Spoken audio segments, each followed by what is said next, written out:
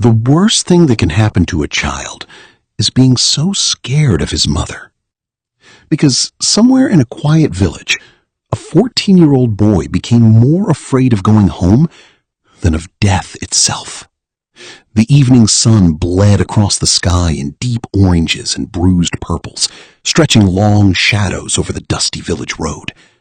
And beneath that fading light walked Tunde, a thin boy, barefoot, tired. A yellow bucket swung weakly from his hand as he dragged himself toward the stream, each step heavy with dread. His mother's final warning still echoed inside his head like a curse. If you come back late again, I will deal with you. Tunde swallowed hard.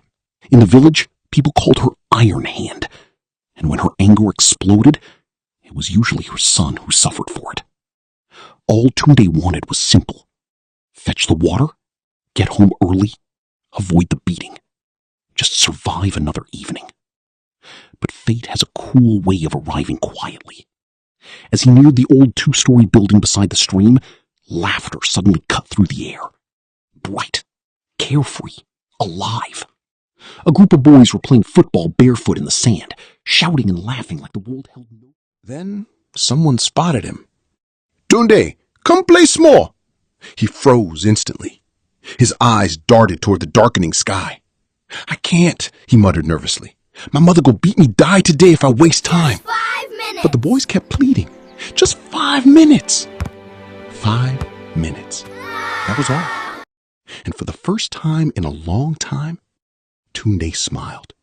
A real smile.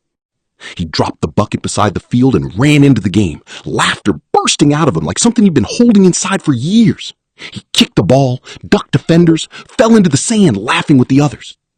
And for a few sacred moments, the fear disappeared. He wasn't a frightened child anymore. He was just a boy. Then everything changed. The ball flew toward him fast. Tunde lunged for it instinctively, and his foot slammed straight into the yellow bucket. The boys watched helplessly as it rolled away, faster and faster, straight toward the massive GP water tank beside the building. Then, ploosh, the bucket vanished into the dark water.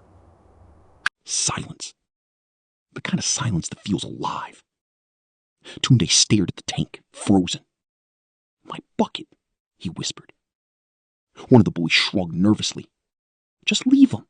Tell your mama say it fall inside." But Tunde's face crumbled instantly. You don't understand.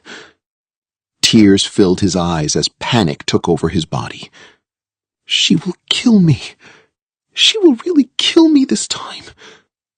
The boys looked at each other uneasily, and suddenly, the fear on Tunde's face became more terrifying than the tank itself. He dropped to his knees in the sand. "Please," he begged. One of them pointed toward the abandoned building overlooking the tank. "We fit climb upstairs. Use rope lower you."